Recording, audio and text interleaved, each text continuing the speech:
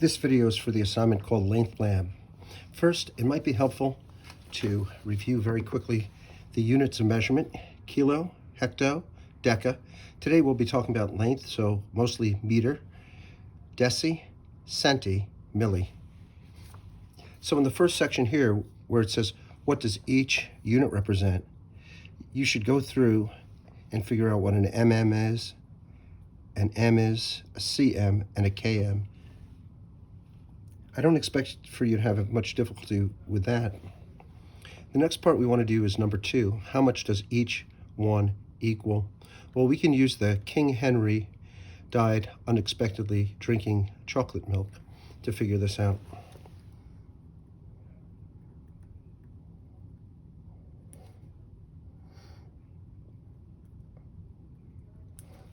If we want to go from 1 meter to centimeters, the meters would be our unit. We would need to move 2 places to the right. 2 with the decimal 2 places to the right would give you 100 centimeters. If we wanted to go from 1 centimeter to millimeter, we'd move 1 to the right. So that 1 would become a 10. And if we wanted to go 1 kilometer to 1 meter, well, starting on the kilometers, we'd go over 1, 2, 3. The meter is our unit in this case. So I'd take this and I would add 3 zeros to it. Now take a second and use this strategy here in comparing the two. And if I'm going to compare the two, I've got to make them have the same unit. So I'm going to figure out how many millimeters there are in 1 centimeter. And in 1 centimeter, I have to go 1 over to the right. So 1 centimeter is equal to 10 millimeters.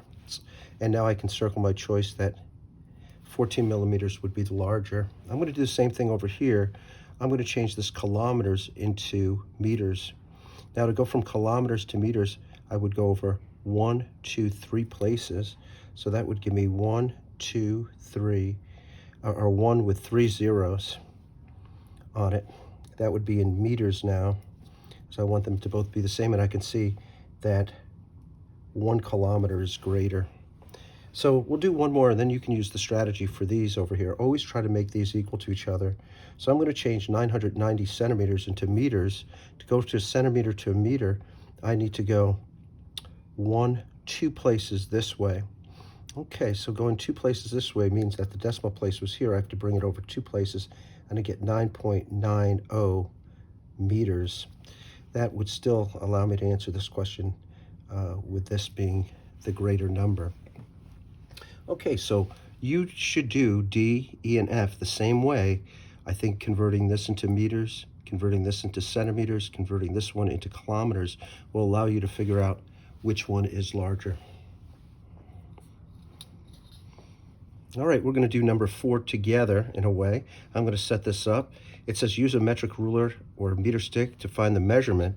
And if I place this along the line right here, I can see that my measurements, and I line this up with the 0, that's important.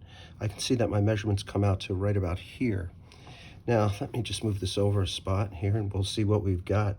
In terms of centimeters, these larger numbers, 0, 1, 2, 3, 4, those are all centimeters. The smaller numbers in here are millimeters. So if I was counting this in terms of centimeters, it would be 14 point, and then I'd count the small little lines that I have right here. That'd be 0.1, 2, 3, 4. This line here is 0.5. That kind of saves me a little time. I can say, okay, there's 14.5, 0.6, 0.7.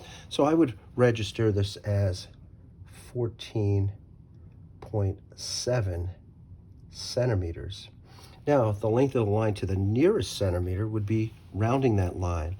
And to the nearest centimeter, 14.7 will round up to 15 centimeters. Okay, let's take a look at this rectangle. It says measure to the nearest millimeter. And first, the height. The height is going to be in this direction right here. And if I put this in here, I can see I start at 0 at the top here, and I get to a 1. Well, this 1 is a centimeter. These little things here are millimeters, and I can see I can count 10 of those. So the height to the nearest millimeter would be 10 millimeters, which is equal to 1 centimeter. The width of the rectangle is this direction going across the bottom like this. and placing this along the bottom here, I can see that this comes out to 10 centimeters, which is 100 millimeters to begin with. And then I see that this goes over 4 additional small lines. So this span here is 100 plus the 4 gives me 104 millimeters.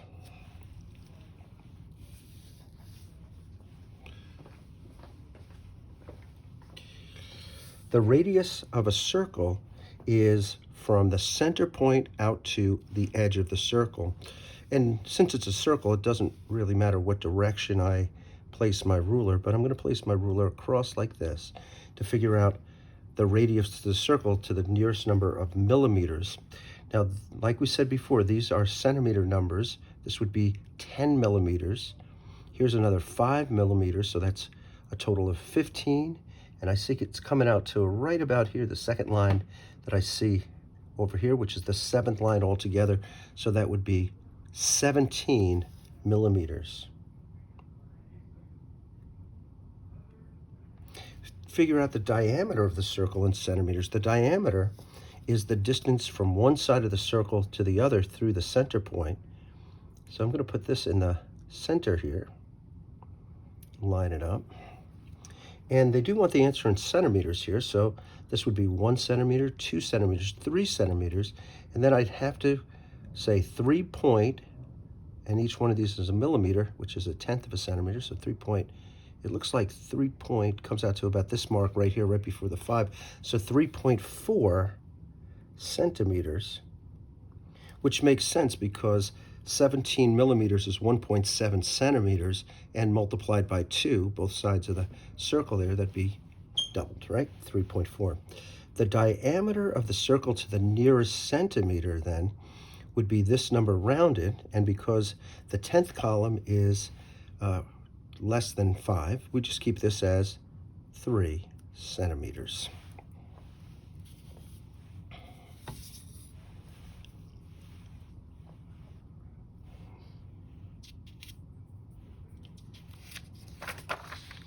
Okay.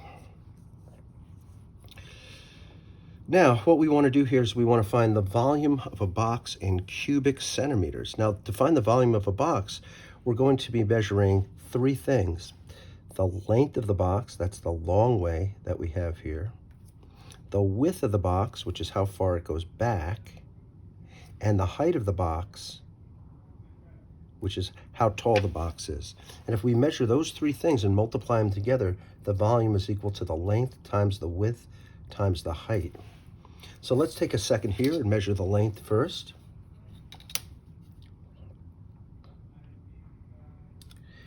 And we're going to be measuring in centimeters here, so that would be 8, 8.5, 6, 7. It looks like 8.9, almost comes to the 9, so we have 8.9 centimeters.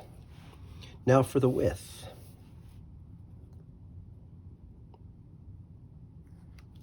This would be 1, 1.5, about 1.8.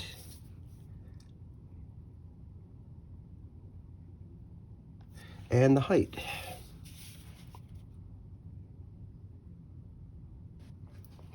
This would be 1, 2, 3, 3.5, 3 more little lines, or 8 lines from the 3, we get 3.8. Now here's where a calculator comes in handy, so we'll turn on the calculator and clear that. We got 8.9 times 1.8 times 3.8. To find the volume, I'm going to round this to the nearest tenth, and I get 60 point, well, this is 876, so this number right here is greater than 5, so 60.9.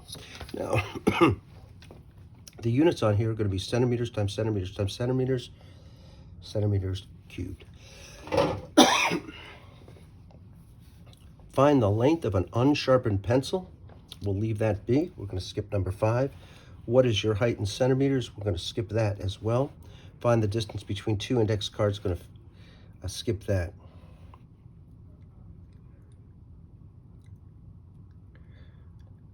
I'm going to skip number 8. Going to skip number 9, and now let's talk about number 10. To finish up this lab now, circle the best metric unit for each. So consider each one of these and referencing the length of an eyelash. That's awfully small. Probably going to measure in terms of these little small little marks here. The length of an eyelash would be in millimeters. All right, what I'd like you to do is I'd like you to complete number B, C, and D. And on the flip side here, you'd have to do this and these sections right here. The rest we've pretty much done for you. So when you do get done with those sections, you can submit this as your assignment for tonight. Thank you.